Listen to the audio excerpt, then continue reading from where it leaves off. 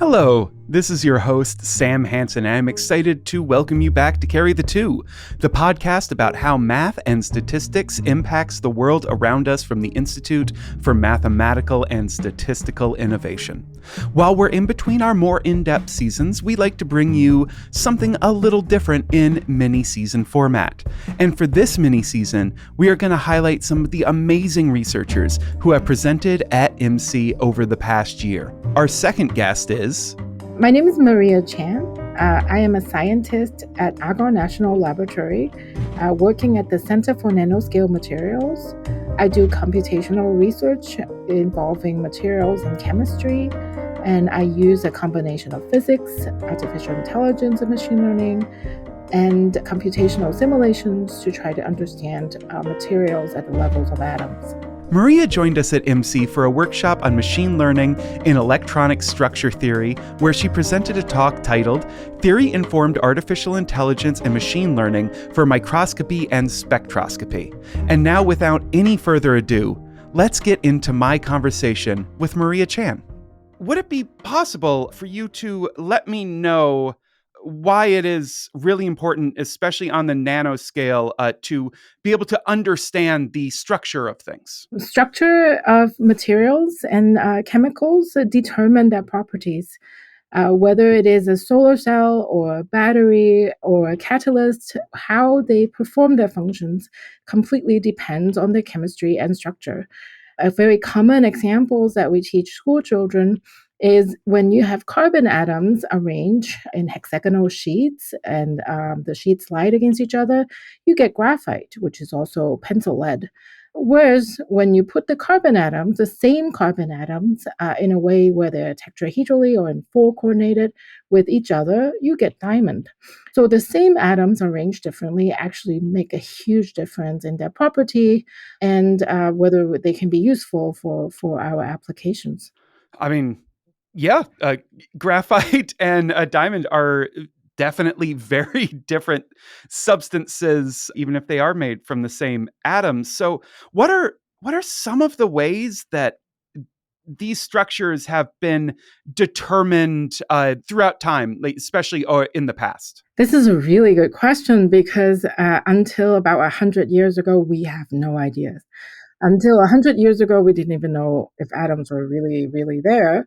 And this changed with the start of X-ray spectroscopy, where scientists, after being able to generate X-ray, promptly shine it through crystals, and then realize that we can have some idea of the crystal structures using X-rays. So this X-ray is the one with the oldest history in terms of being able to determine atomic structures.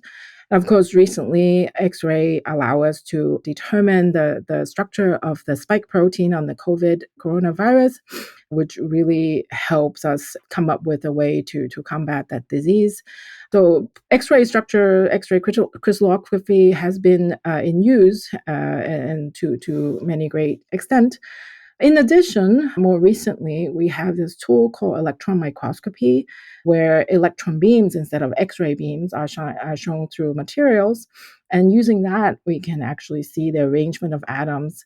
And it's a much more direct way to observe the atoms. And it's really fascinating if you realize that the images that you see on screen are actually rows and columns of atoms.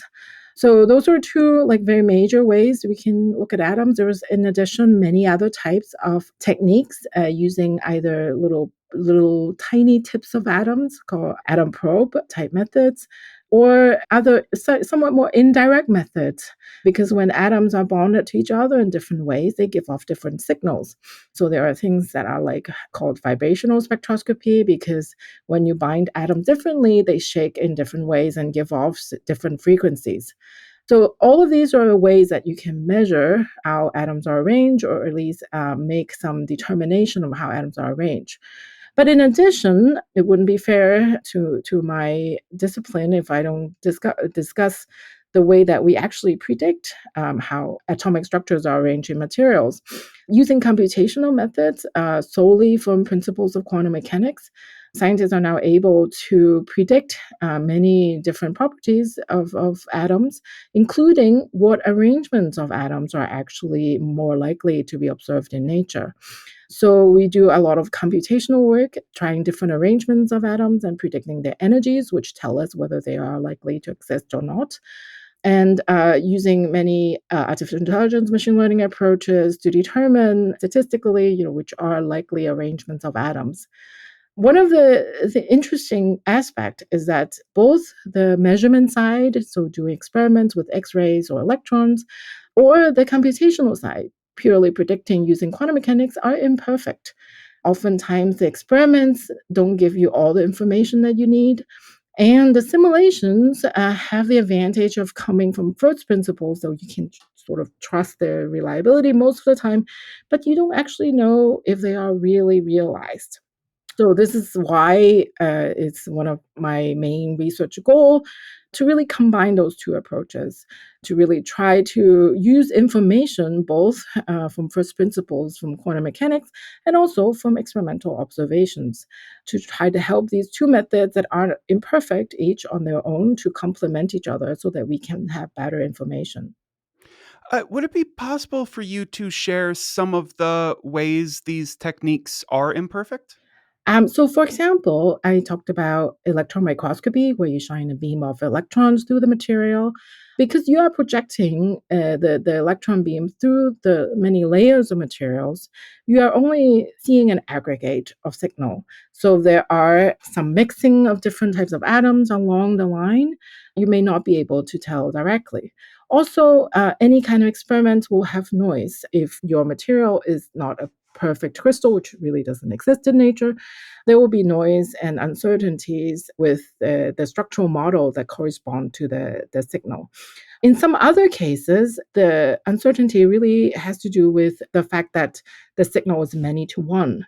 Many different structures can give you very similar or even almost identical vibrational spectroscopy signal or other signals.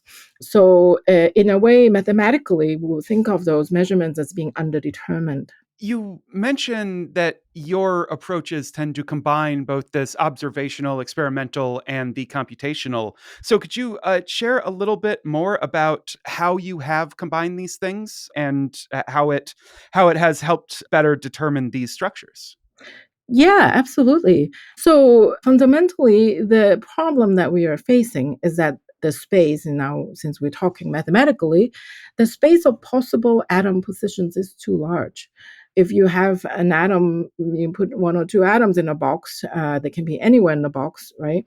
So essentially, there are infinitely many possibilities for that. And now we don't usually deal with one or two atoms. We deal with things anywhere from 30 to 2,000 atoms or so. So the possibilities are just huge. So what we need to do is a way to sample the possibilities and discriminate which possibilities are more likely than others. So we use mathematical approaches, statistical approaches to perform that sampling. So try different things, but not randomly using a biased approach.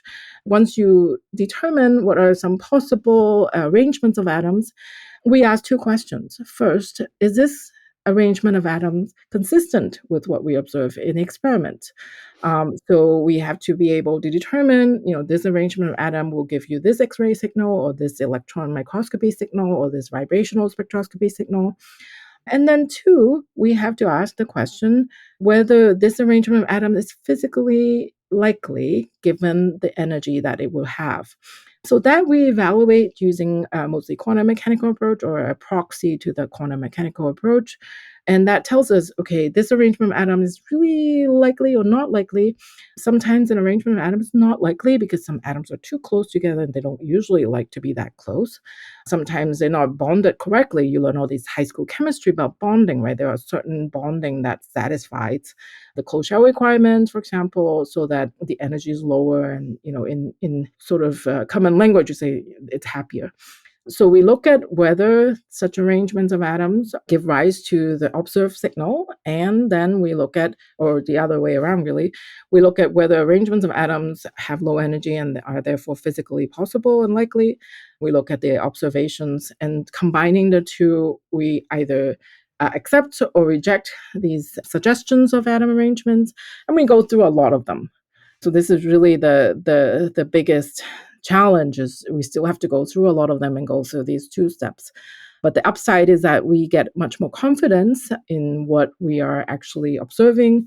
And the fortunate aspect of this is that all of this can be done in parallel on large scale supercomputers, which we have access to. So, in what ways have machine learning techniques allowed you to move forward with this work? Machine learning and artificial intelligence has been integral to the progress that we can make in this area.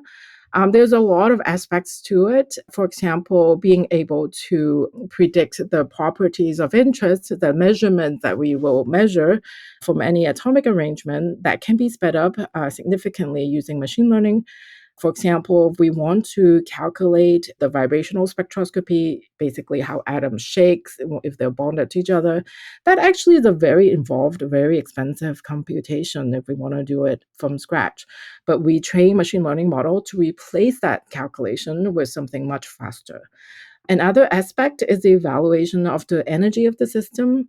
Even though starting with quantum mechanics, we can calculate any arrangement of atoms and have a fairly good idea of the energy, that is also very expensive.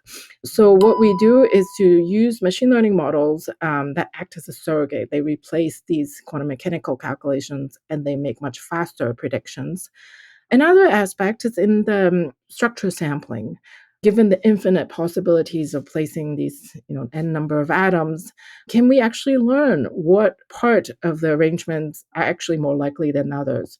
So we train models to make predictions on what are more likely configurations or atom arrangement than others, so that we can speed up this search. We're looking for essentially needles in a haystack, and the faster and the smarter we can screen through this haystack, the better we'll be able to get our results. And how well does machine learning help identify these needles in a haystack? I would say that it all the automation and the automated decision making, the parallel computing together with machine learning has really accelerated how we can do this task of figuring out where the atoms are.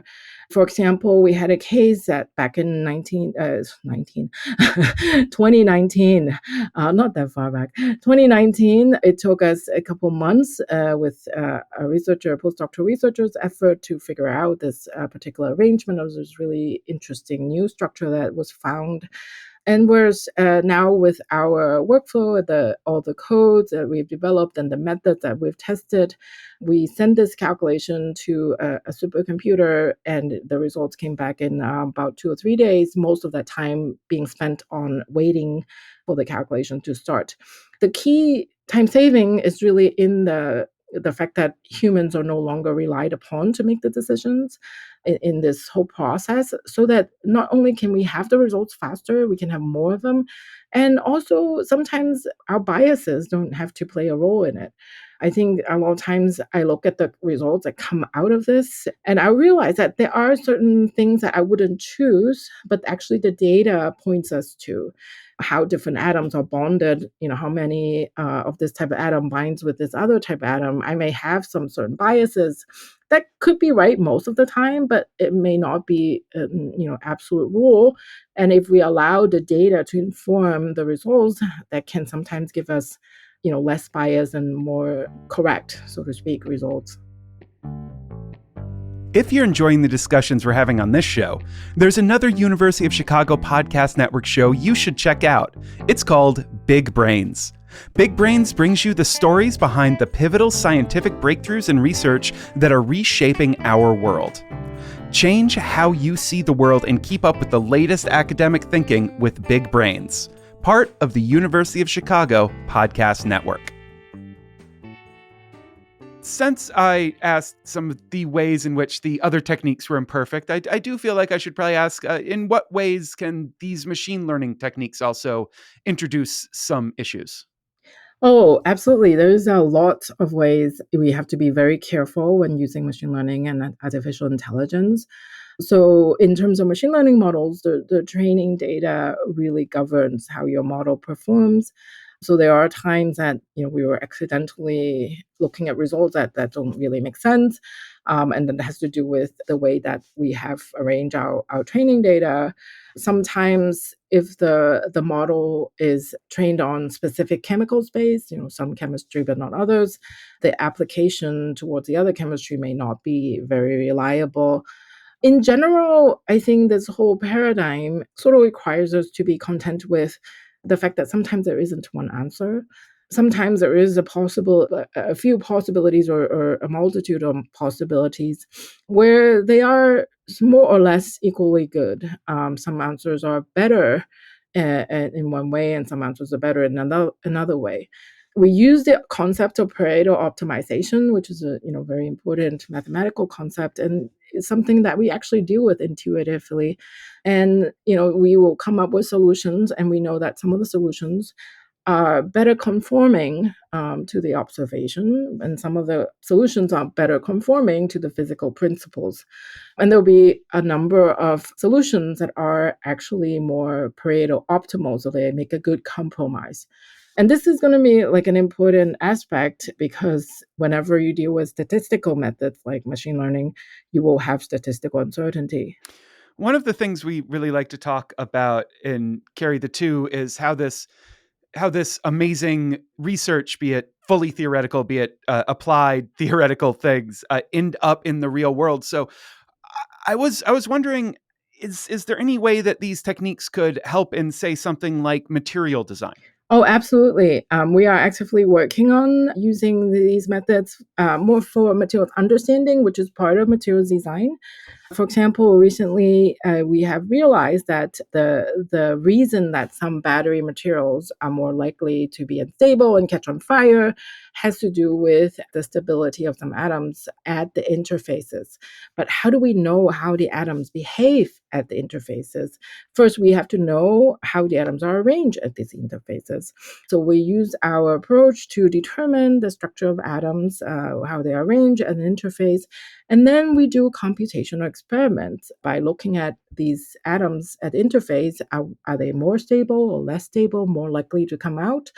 And it turns out the oxygen atoms are much more likely to come out at this interface.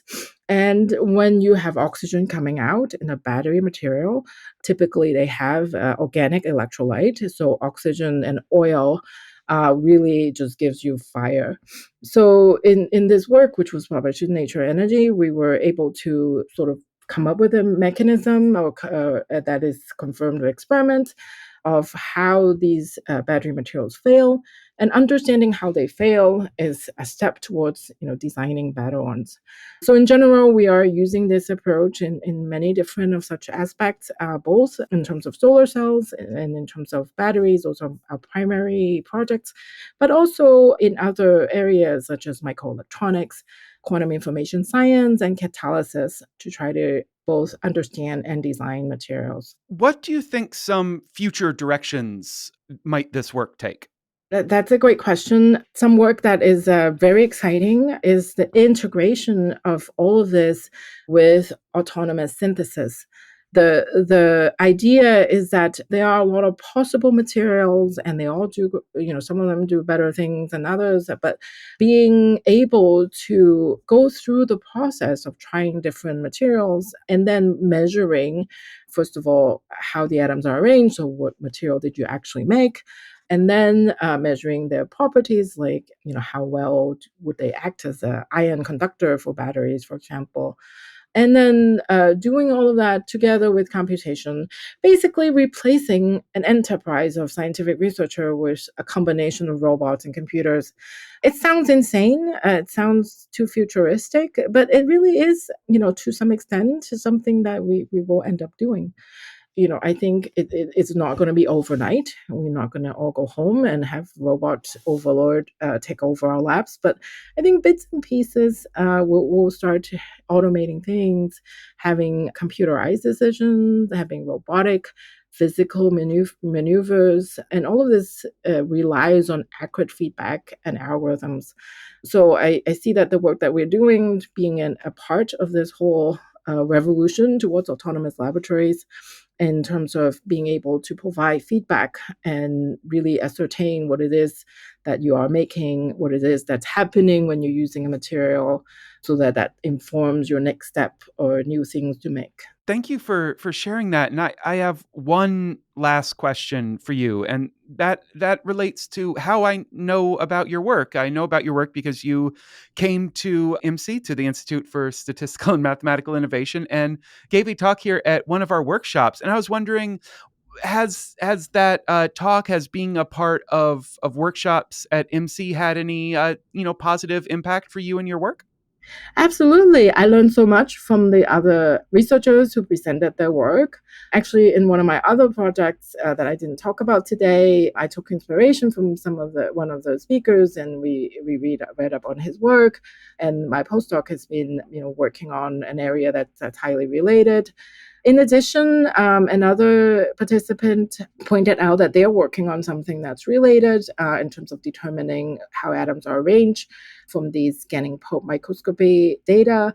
And they share their work, which was really useful because I work a lot with practical physicists, material scientists, and chemists, but oftentimes I have these mathematical curiosity, such as, is it always possible to find a solution? And how do I know if I found a unique solution, in some of these cases where it's possible for the solution to be unique? Like, how do I prove that?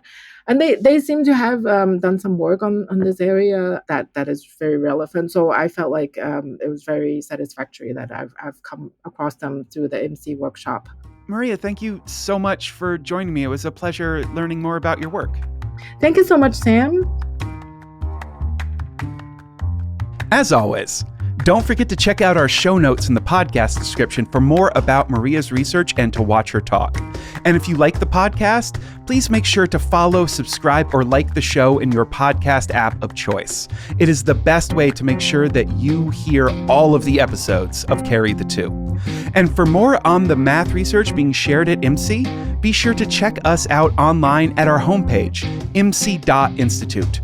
We're also on Twitter at imsi_institute, as well as Instagram at imsi.institute. Do you have any mathematical or statistical questions? Maybe you have an idea for a story on how mathematics and statistics connects with the world around us. Send us an email with your idea. You can send these ideas, your feedback, and more to sam@imsi.institute. That's sam@imsi.institute. We also want to thank Blue Dot Sessions for our music. Lastly, Carry the Two is made possible by the Institute for Mathematical and Statistical Innovation, located on the gorgeous campus of the University of Chicago. We are supported by the National Science Foundation and the University of Chicago.